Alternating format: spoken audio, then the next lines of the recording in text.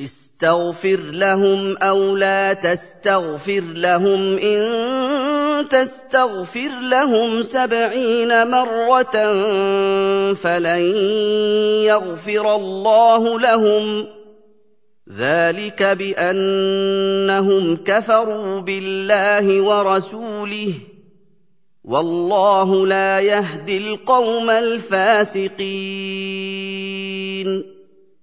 فرح المخلفون بمقعدهم خلاف رسول الله وكرهوا أن يجاهدوا بأموالهم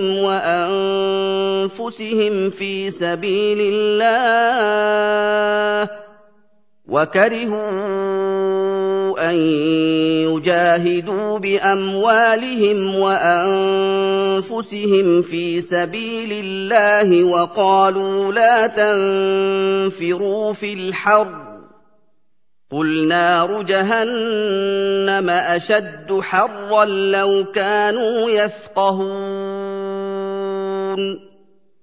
فليضحكوا قليلا وليبكوا كثيرا جزاء بما كانوا يكسبون तुम उनके लिए बख्शिश मांगो या न मांगो, बात एक है। अगर उनके लिए 70 दफा भी बख्शिश मांगोगे तो भी खुदा उनको नहीं बख्शेगा। ये इसलिए कि उन्होंने खुदा और उसके रसूल से कुफ्र किया और खुदा नाफरमान लोगों को हिदायत नहीं देता। जो लोग ग़ज़वा तबूक में पीछे रह गए वो पैगंबर खुदा की मर्जी के खिलाफ बैठ रहने से खुश हुए और इस बात को नापसंद किया कि खुदा की राह में अपने माल और जान से जिहाद करें, और औरों से भी कहने लगे कि गर्मी में मत निकलना। उनसे कह दो कि दोज़ख की आग इससे कहीं ज्यादा गर्म है। काश ये इस बात को समझते।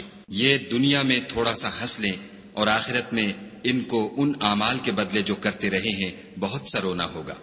فإن رجعك الله إلى طائفة منهم فاستأذنوك للخروج فقل لن تخرجوا معي أبدا ولن تقاتلوا معي عدوا إنكم رضيتم بالقعود أول مرة فاقعدوا مع الخالفين ولا تصل على أحد منهم مات أبدا ولا تقم على قبره إنهم كفروا بالله ورسوله وماتوا وهم فاسقون। फिर अगर खुदा तुमको उनमें से किसी गिरोह की तरफ ले जाए और वो तुमसे निकलने की इजाजत तलब करें तो कह देना कि तुम मेरे साथ हरगिज नहीं निकलोगे और न मेरे साथ मददगार होकर दुश्मन से लड़ाई करोगे। तुम पहली दफा बैठ रहने से खुश हुए तो अब भी पीछे रहने वालों के साथ बैठे रहो। और ए पैगंबर सल्लल्लाहु अलैहि वसल्लम, उनमें से कोई मर जाए तो कभी उसके जनाजे पर नमाज न पढ़ना और न उसकी कब्र पर जाकर खड़े होना। ये खुदा और उसके रसूल के साथ कुफ्र करते रहे और मरे भी तो नाफरमान ही मरे।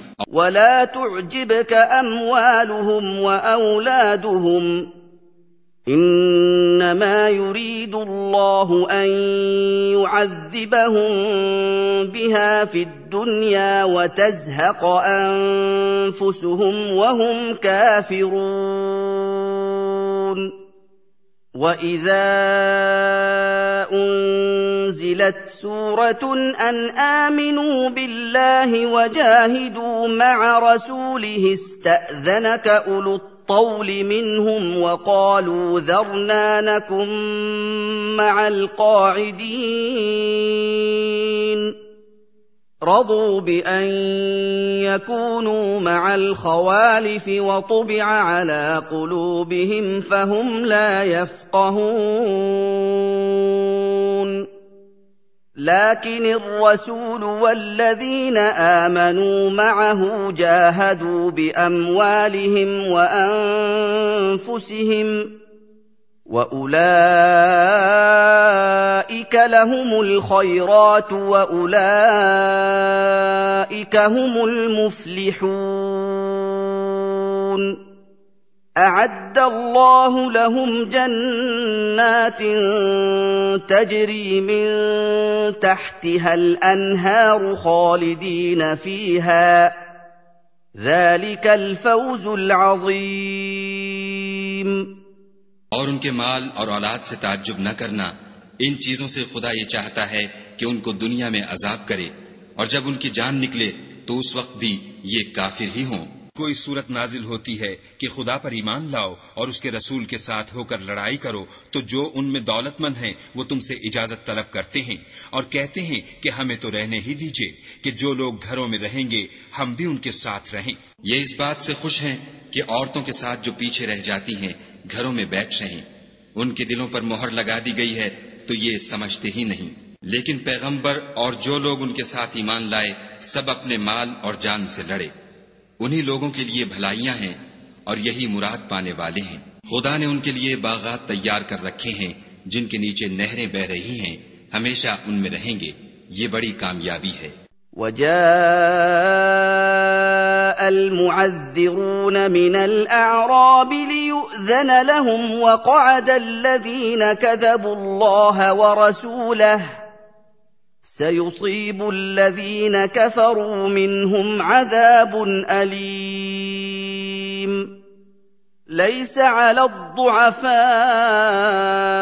ولا على المرضى ولا على الذين لا يجدون ما ينفقون حرج إذا نصحوا لله ورسوله ما على المحسنين من سبيل والله غفور رحيم। और सहरा नशीनों में से भी कुछ लोग उज्र करते हुए तुम्हारे पास आए कि उनको भी इजाजत दी जाए, और जिन्होंने खुदा और उसके रसूल से झूठ बोला वो घर में बैठ रहे। सो जो लोग उनमें से काफिर हुए हैं उनको दुख देने वाला अजाब पहुंचेगा। न तो ज़ईफों पर कुछ गुनाह है और न बीमारों पर, और न उन पर जिनके पास खर्च मौजूद नहीं कि शरीके जिहाद हों, यानी जबकि खुदा और उसके रसूल के खैरंदेश और दिल से उनके साथ हों। नेकुकारों पर किसी तरह का इल्जाम नहीं है और खुदा बख्शने वाला मेहरबान है। वला अलल्लज़ीन इज़ा मा अतौक लितहमिलहुम क़ुल्त ला अजिदु मा अहमिलुकुम अलैहि तवल्लव व अअयुनुहुम तफीदु मिन الدمع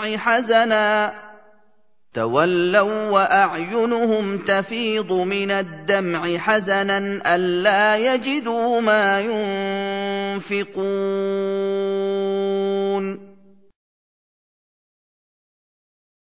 إنما السبيل على الذين يستأذنونك وهم أغنياء رضوا بأن يكونوا مع الخوالف وطبع الله على قلوبهم فهم لا يعلمون। और न उन बेसरो सामान लोगों पर इल्जाम है कि तुम्हारे पास आए कि उनको सवारी दो, और तुमने कहा कि मेरे पास कोई ऐसी चीज नहीं जिस पर तुमको सवार करूं, तो वो लौट गए। और इस गम से कि उनके पास खर्च मौजूद न था उनकी आंखों से आंसू बह रहे थे। इल्जाम तो उन लोगों पर है जो दौलतमंद हैं और फिर तुमसे इजाजत तलब करते हैं, यानी इस बात से खुश हैं कि औरतों के साथ जो पीछे रह जाती हैं घरों में बैठ रहें। खुदा ने उनके दिलों पर मोहर कर दी है, बस वो समझते ही नहीं। يعتذرون إليكم إذا رجعتم إليهم قل لا تعتذروا لن نؤمن لكم قد نبأنا الله من أخباركم وسيرى الله عملكم ورسوله ثم تردون إلى عالم الغيب والشهادة فينبئكم بما كنتم تعملون। जब तुम उनके पास वापस जाओगे तो तुमसे उज्र करेंगे। तुम कहना कि उज्र मत करो, हम हरगिज तुम्हारी बात नहीं मानेंगे। खुदा ने हमको तुम्हारे सब हालात बता दिए हैं, और अभी खुदा और उसका रसूल तुम्हारे अमलों को और देखेंगे। फिर तुम गायब व हाजिर के जानने वाले खुदाए वाहिद की तरफ लौटाए जाओगे, और जो अमल तुम करते रहे हो वो सब तुम्हें बताएगा। سيحلفون بالله لكم إذا انقلبتم إليهم لتعرضوا عنهم فأعرضوا عنهم إنهم رجس ومأواهم جهنم جزاء بما كانوا يكسبون يحلفون لكم لترضوا عنهم فإن ترضوا عنهم فإن الله لا يرضى عن القوم الفاسقين जब तुम उनके पास लौट कर जाओगे तो तुम्हारे रूबरू खुदा की कस्में खाएंगे ताकि तुम उनसे दरगुजर करो, सो उनकी तरफ इल्तिफात न करना, ये नापाक हैं और जो काम ये करते रहे हैं उनके बदले उनका ठिकाना दोज़ख है। ये तुम्हारे आगे कस्में खाएंगे ताकि तुम उनसे खुश हो जाओ, लेकिन अगर तुम उनसे खुश हो जाओगे तो खुदा तो नाफरमान लोगों से खुश नहीं होता। الأعراب أشد كفرا ونفاقا وأجدر ألا يعلموا حدود ما أنزل الله على رسوله والله عليم حكيم ومن الأعراب من يتخذ ما ينفق مغرما ويتربص بكم الدوائر عليهم دائرة السوء والله समीउ عليم। देहाती लोग सख्त काफिर और सख्त मुनाफिक हैं और इस काबिल हैं कि जो अहकाम शरीयत खुदा ने अपने रसूल पर नाजिल फरमाए हैं उनसे वाकिफ ही न हो, और खुदा जानने वाला और हिकमत वाला है। और बाज देहाती ऐसे हैं कि जो कुछ खर्च करते हैं उसे तावान समझते हैं और तुम्हारे हक में मुसीबतों के मुंतजिर हैं, उन्हीं पर बुरी मुसीबत वाक़े हो, और खुदा सुनने वाला और जानने वाला है। ومن الأعراب من يؤمن بالله واليوم الآخر ويتخذ ما ينفق قربات عند الله وصلوات الرسول ألا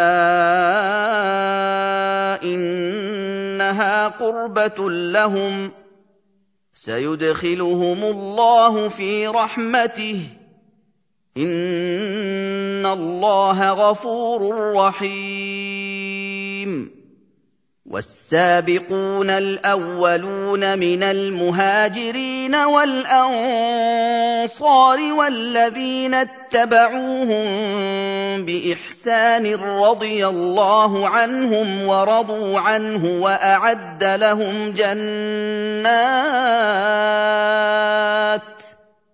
وأعد لهم جنات تجري تحتها الأنهار خالدين فيها أبدا ذلك الفوز العظيم। और बाज देहाती ऐसे हैं कि खुदा पर और रोज़े आखिरत पर ईमान रखते हैं और जो कुछ खर्च करते हैं उसको खुदा की कुर्बत और पैगंबर की दुआओं का जरिया समझते हैं। देखो वो बेशुबा उनके लिए मूजिबे कुर्बत है। खुदा उनको अनकरीब अपनी रहमत में दाखिल करेगा, बेशक खुदा बख्शने वाला मेहरबान है। जिन लोगों ने सबकत की यानी सबसे पहले ईमान लाए मुहाजिरीन में से भी और अंसार में से भी, और जिन्होंने नेकुकारी के साथ उनकी पैरवी की, खुदा उनसे खुश है और वो खुदा से खुश हैं, और उसने उनके लिए बागात तैयार किए हैं जिनके नीचे नहरें बह रही हैं और हमेशा उनमें रहेंगे। ये बड़ी कामयाबी है। وَمِمَّنْ حَوْلَكُمْ مِنَ الْأَعْرَابِ مُنَافِقُونَ وَمِنْ أَهْلِ الْمَدِينَةِ مَرَدُوا عَلَى النِّفَاقِ لَا تَعْلَمُهُمْ نَحْنُ نَعْلَمُهُمْ سَنُعَذِّبُهُم مَّرَّتَيْنِ ثُمَّ يُرَدُّونَ إِلَىٰ عَذَابٍ عَظِيمٍ وآخرون اعترفوا بذنوبهم خلطوا عملا صالحا وآخر سيئا عسى الله أن يتوب عليهم إن الله غفور رحيم। خذ من أموالهم صدقة تطهرهم وتزكيهم بها وصل عليهم إن صلاتك سكن لهم والله سميع عليم। और तुम्हारे गिरदो नवाह के बाज देहाती मुनाफिक हैं और बाज मदीने वाले भी निफाक पर अड़े हुए हैं। तुम उन्हें नहीं जानते, हम जानते हैं। हम उनको दोहरा अजाब देंगे, फिर वो बड़े अजाब की तरफ लौटाए जाएंगे। और कुछ और लोग हैं कि अपने गुनाहों का साफ इकरार करते हैं। उन्होंने अच्छे और बुरे अमलों को मिला जुला दिया था। करीब है कि खुदा उन पर मेहरबानी से तवज्जो फरमाए। बेशक खुदा बख्शने वाला मेहरबान है। उनके माल में से ज़कात कबूल कर लो कि उससे तुम उनको जाहिर में भी पाक और बातिन में भी पाकीज़ा करते हो। और उनके हक में दुआए खैर करो कि तुम्हारी दुआ उनके लिए मूजिब तस्कीन है। और खुदा सुनने वाला जानने वाला है। अलम यअलमू अन्नल्लाह हुवा यक़बलु अत-तौबता अन इबादिही व यअख़ुज़ु अस-सदक़ाति व अन्नल्लाह हुवा अत-तव्वाबुर रहीम। وقل اعملوا فسيرى الله عملكم ورسوله والمؤمنون وستردون إلى عالم الغيب والشهادة فينبئكم بما كنتم تعملون وآخرون مرجون لأمر الله إما يعذبهم وإما يتوب عليهم والله عليم حكيم। क्या ये लोग नहीं जानते कि खुदा ही अपने बंदों से तौबा कबूल फरमाता और सदक़ात और खैरात लेता है, और बेशक खुदा ही तौबा कबूल करने वाला मेहरबान है। और उनसे कह दो कि अमल किए जाओ, खुदा और उसका रसूल और मोमिन सब तुम्हारे अमलों को देख लेंगे, और तुम गायब व हाजिर के जानने वाले खुदाए वाहिद की तरफ लौटाए जाओगे। फिर जो कुछ तुम करते रहे हो वो सब तुमको बता देगा। और कुछ और लोग हैं जिनका काम खुदा के हुक्म पर मौकूफ है, चाहे उनको अजाब दे और चाहे माफ कर दे, और खुदा जानने वाला हिकमत वाला है। والذين اتخذوا مسجدا ضرارا وكفرا وتفريقا بين المؤمنين وإرصادا لمن حارب الله ورسوله من قبل وليحلفن إن أردنا إلا الحسنى والله يشهد إنهم لكاذبون لا تقم فيه أبدا لمسجد أسس على التقوى من أول يوم أحق أن تقوم فيه رجال يحبون أن يتطهروا والله يحب المطهرين أفمن أسس بنيانه على تقوى من الله ورضوان خير أم من أسس بنيانه على شفا جرف هار فانهار به في نار جهنم والله لا يهدي القوم الظالمين لا يزال بنيانهم الذي بنوا ريبة في قلوبهم إلا أن تقطع قلوبهم والله عليم حكيم। और उनमें ऐसे भी हैं जिन्होंने इस गरज से मस्जिद बनाई है कि जरर पहुंचाएं और कुफ्र करें और मोमिनों में तफरीका डालें, और जो लोग खुदा और उसके रसूल से पहले जंग कर चुके हैं उनके लिए घात की जगह बनाएं, और कस्में खाएंगे कि हमारा मकसूद तो सिर्फ भलाई थी, मगर खुदा गवाही देता है कि ये झूठे हैं। तुम उस मस्जिद में कभी जाकर खड़े भी न होना, अलबत्ता वो मस्जिद जिसकी बुनियाद पहले दिन से तकवा पर रखी गई है इस काबिल है कि उसमें जाया और नमाज पढ़ाया करो। इसमें ऐसे लोग हैं जो पाक रहने को पसंद करते हैं, और खुदा पाक रहने वालों ही को पसंद करता है। भला जिस शख्स ने अपनी इमारत की बुनियाद खुदा के खौफ और उसकी रजामंदी पर रखी वो अच्छा है या वो जिसने अपनी इमारत की बुनियाद गिर जाने वाली खाई के किनारे पर रखी कि वो उसको दोज़ख की आग में ले गिरी, और खुदा जालिम लोगों को हिदायत नहीं देता। ये इमारत जो उन्होंने बनाई है हमेशा उनके दिलों में मूजिब खिलजान रहेगी और उनको मुतरद्दिद रखेगी, मगर ये कि उनके दिल पाश पाश हो जाएं, और खुदा जानने वाला हिकमत वाला है। इन्नल्लाह अश्तरा मिनल मुअमिनीना अनफुसहुम व अमवालहुम बिअन्न लहुमुल जन्नह युकातिलून फी सबीलिल्लाहि फयक़्तुलून व युक़तलून वअदन अलैहि हक़्क़न फित्तौरात वल्इंजील वल्क़ुरआन वमन औफ़ा बिअहदिहि मिनल्लाह فاستبشروا ببيعكم الذي بايعتم به وذلك هو الفوز العظيم। खुदा ने मोमिनों से उनकी जानें और उनके माल खरीद लिए हैं और उसके एवज में उनके लिए बहिश्त तैयार की है। ये लोग खुदा की राह में लड़ते हैं तो मारते भी हैं और मारे जाते भी हैं। ये तौरात और इंजील और कुरान में सच्चा वादा है जिसका पूरा करना उसे जरूर है, और खुदा से ज्यादा वादा पूरा करने वाला कौन है।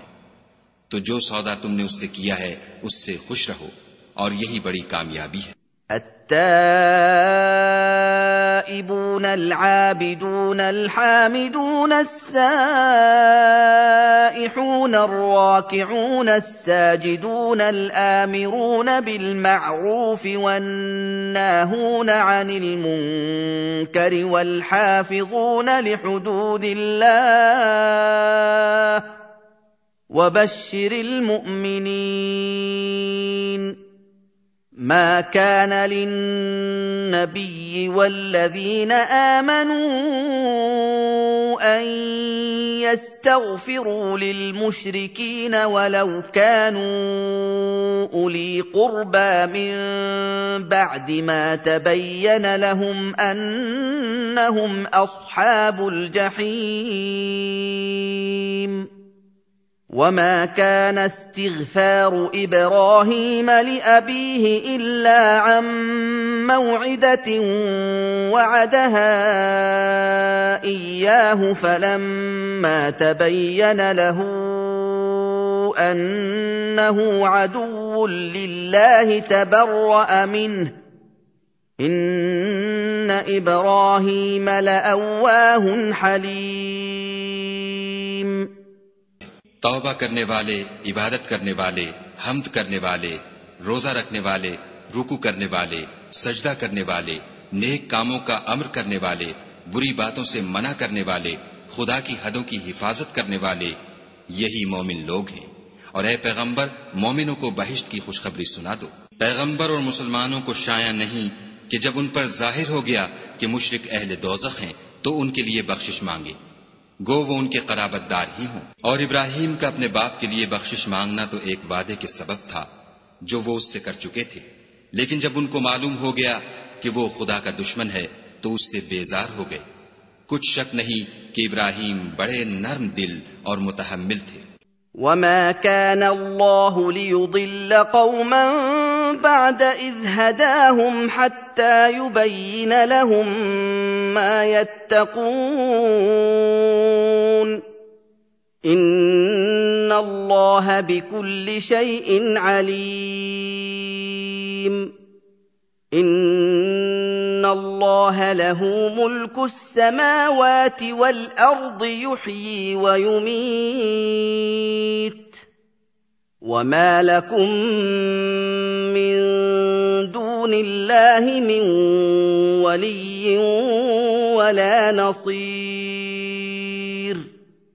لقد تاب الله على النبي والمهاجرين والأنصار الذين اتبعوه في ساعة العسرة من بعد ما كاد يزيغ قلوب فريق منهم ثم تاب عليهم إنه بهم رءوف رحيم और खुदा ऐसा नहीं कि किसी कौम को हिदायत देने के बाद गुमराह कर दे जब तक उनको वो चीज न बता दे जिससे वो परहेज करें।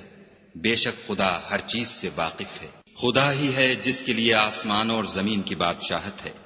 वही जिंदगानी बख्शता और वही मौत देता है और खुदा के सिवा तुम्हारा कोई दोस्त और मददगार नहीं है। बेशक खुदा ने पैगंबर पर मेहरबानी की और मुहाजिरीन और अंसार पर जो बावजूद इसके कि उनमें से बाजों के दिल जल्द फिर जाने को थे मुश्किल की घड़ी में पैगंबर के साथ रहे।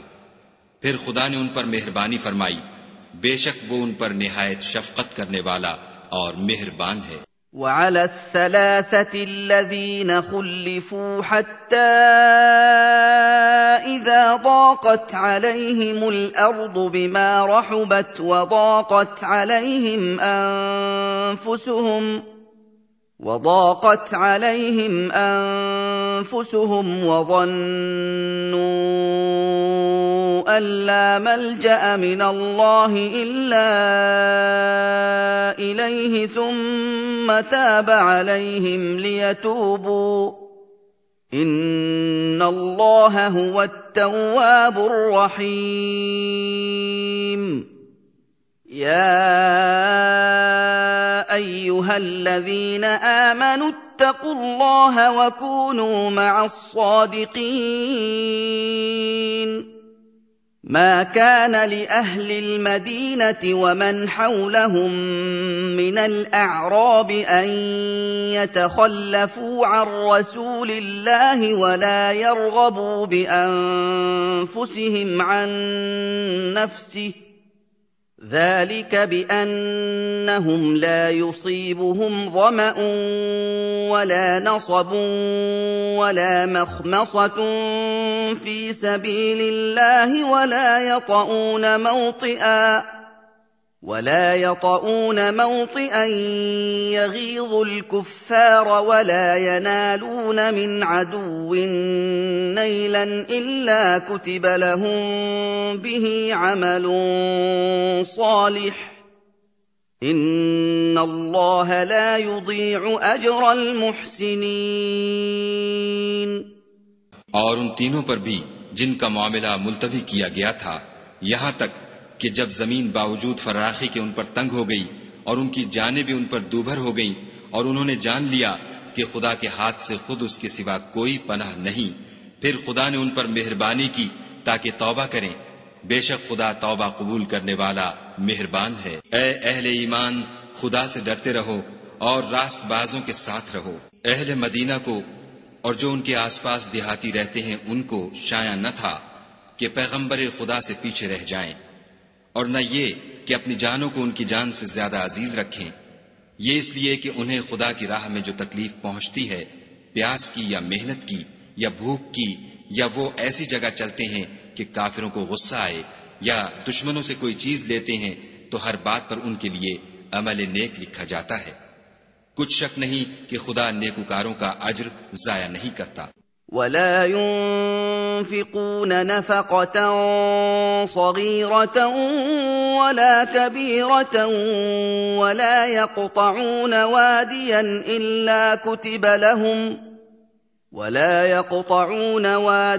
إلا كتب لهم ليجزيهم الله أحسن ما كانوا يعملون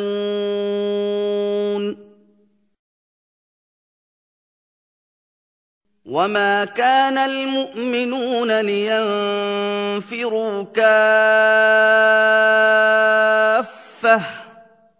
فلولا نفر من كل فرقة منهم طائفة ليتفقهوا في الدين ولينذروا قومهم إذا رجعوا وَأَحْسِنُوا إِلَيْهِمْ لَعَلَّهُمْ يَحْذَرُونَ يَا أَيُّهَا الَّذِينَ آمَنُوا قَاتِلُوا الَّذِينَ يَلُونَكُم مِّنَ الْكُفَّارِ وَلْيَجِدُوا فِيكُمْ غِلْظَةً وَاعْلَمُوا أَنَّ اللَّهَ مَعَ الْمُتَّقِينَ। और इसी तरह वो जो खर्च करते हैं, थोड़ा या बहुत या कोई मैदान तय करते हैं, तो ये सब कुछ उनके लिए आमाल सालेह में लिख लिया जाता है, ताकि खुदा उनको उनके आमाल का बहुत अच्छा बदला दे। और ये तो हो नहीं सकता कि मोमिन सब के सब निकल आए, तो यूं क्यों न किया कि हर एक जमात में से चंद अशखास निकल जाते, ताकि दीन का इल्म सीखते और उसमें समझ पैदा करते, और जब अपनी कौम की तरफ वापस आते तो उनको डर सुनाते ताकि वो हज्र करते। ए अहले ईमान, अपने नजदीक के रहने वाले काफिरों से जंग करो, और चाहिए कि वो तुम में सख्ती यानी मेहनत और कुव्वत जंग मालूमात करें, और जान रखो कि खुदा परहेजगारों के साथ है। وَإِذَا مَا أُنزِلَتْ سُورَةٌ فَمِنْهُم مَّن يَقُولُ أَيُّكُمْ زَادَتْهُ هَٰذِهِ إِيمَانًا فَأَمَّا الَّذِينَ آمَنُوا فَزَادَتْهُمْ إِيمَانًا وَهُمْ يَسْتَبْشِرُونَ وَأَمَّا الَّذِينَ فِي قُلُوبِهِم مَّرَضٌ فَزَادَتْهُمْ رِجْسًا إِلَىٰ رِجْسِهِمْ وَمَاتُوا وَهُمْ كَافِرُونَ أَوَلَا يَرَوْنَ أَنَّهُمْ يُفْتَنُونَ فِي كُلِّ عَامٍ مَّرَّةً أَوْ مَرَّتَيْنِ ثُمَّ لَا يَتُوبُونَ وَلَا هُمْ يَذَّكَّرُونَ وَإِذَا مَا أُنزِلَتْ سُورَةٌ نَّظَرَ بَعْضُهُمْ إِلَىٰ بَعْضٍ هَلْ يَرَاكُم مِّنْ أَحَدٍ ثُمَّ انصَرَفُوا صَرَفَ اللَّهُ قُلُوبَهُم بِأَنَّهُمْ قَوْمٌ لَّا يَفْقَهُونَ। और जब कोई सूरत नाजिल होती है तो बाज मुनाफिक इस्तेहजा करते और पूछते हैं कि इस सूरत ने तुम में से किसका ईमान ज्यादा किया है। सो जो ईमान वाले हैं उनका तो ईमान ज्यादा किया और वो खुश होते हैं, और जिनके दिलों में मरज है उनके हक में खुब्स पर खुब्स ज्यादा किया, और वो मरे भी तो काफिर के काफिर। क्या ये देखते नहीं कि ये हर साल 1 या 2 बार बला में फंसा दिए जाते हैं, फिर भी तौबा नहीं करते और ना नसीहत पकड़ते। और जब कोई सूरत नाजिल होती है तो एक दूसरे की तरफ देखने लगते हैं और पूछते हैं कि भला तुम्हें कोई देखता है। फिर जाते हैं, खुदा ने उनके दिलों को फेर रखा है, क्योंकि ये ऐसे लोग हैं कि समझ से काम नहीं लेते। لقد جاءكم رسول من أنفسكم عزيز عليه ما عنتم حريص عليكم بالمؤمنين رؤوف رحيم فإن تولوا فقل حسبي الله لا إله إلا هو عليه توكلت وهو رب العرش العظيم। लोगो, तुम्हारे पास तुम्ही में से एक पैगंबर आए हैं, तुम्हारी तकलीफ उनको गरा मालूम होती है और तुम्हारी भलाई के बहुत ख्वाहिशमंद हैं, और मोमिनों पर निहायत शफकत करने वाले और मेहरबान हैं। फिर अगर ये लोग फिर जाएं और न माने तो कह दो कि खुदा मुझे किफायत करता है, उसके सिवा कोई माबूद नहीं, उसी पर मेरा भरोसा है और वही अर्श अजीम का मालिक है।